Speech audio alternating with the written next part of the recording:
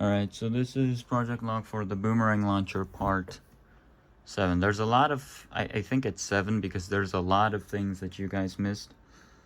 I'm gonna post the launch and, how the initial design turned out.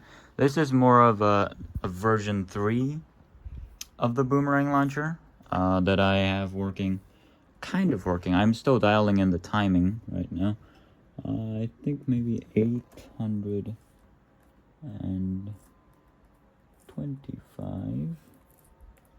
and then down here 175. I think that should do the trick. So if you don't know how this thing works, or it's basically, it's a very simple design. This big motor back here rotates this entire contraption. I'm gonna put you guys in 0.5 so you can see better. And then once it starts rotating, very quickly, there's a servo in here. I don't know if you can see. Yeah, there's a servo in there. And then the servo activates, and then that lets go of a boomerang, which is connected to this piece, which I'm just testing with this piece because I don't want the boomerang flying all over my desk. But let's see. That's basically how it works. I still have to dial in where it lets go, and the way I do that is with timing, because this thing's pretty consistent otherwise, so just need to dial that in. My goal is to launch it somewhere in this vicinity, so okay, so that planted downward, which means I have to make it start further back, so maybe here. That looks promising. Let's go. That was not promising at all. Okay. It's kind of a lot of just trial and error. Trying to figure it out. Okay, well that was super quick, but then again, it wasn't what I wanted. I think for right now, the dialed in numbers are 850 and 150.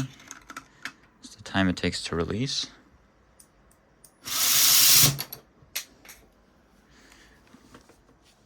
Yeah, I think it should be 150 or something like that.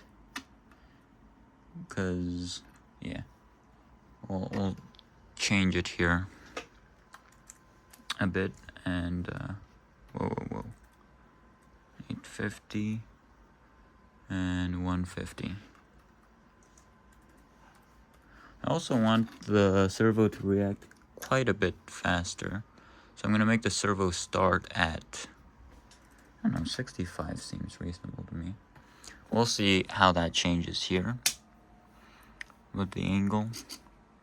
So now it starts kind of in this position, which is, that's kind of a bother. Okay, so how about then just 60 then?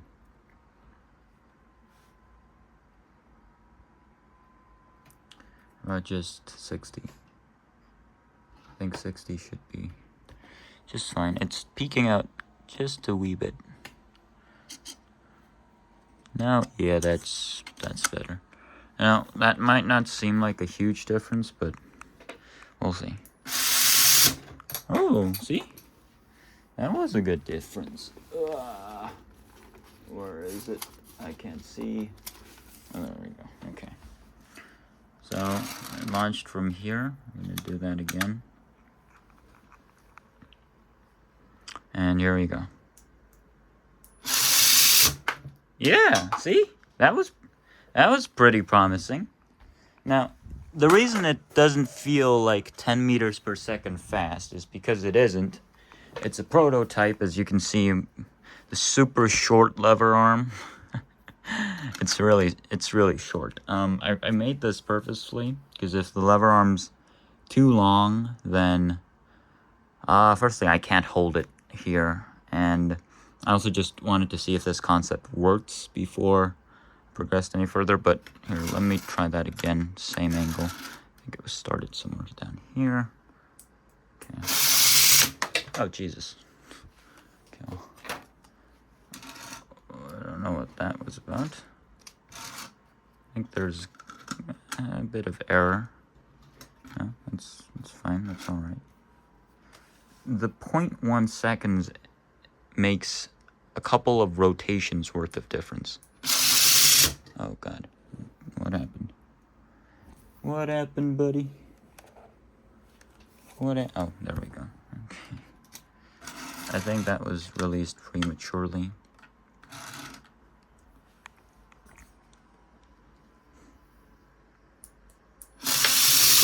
It released prematurely again. Okay. So it's gonna be slightly angled like this when the actual happens as well. I really hope it doesn't wobble, or I can make. Actually, you know what? I can just make a angled. What do you call it? Pad, launch pad. So I can just put something here that's angled. That way, it'll all work pretty well. Okay, let's see this again. So, did you see how fast that thing shot it out? Okay, so the prototype obviously works. I just need to get this thing dialed in. And yeah, I'm gonna design a longer lever arm. Yeah, add some balancing stuff here. And yeah, I think we should be good to go. Yeah, okay, so I'll see you in the next one. Bye-bye.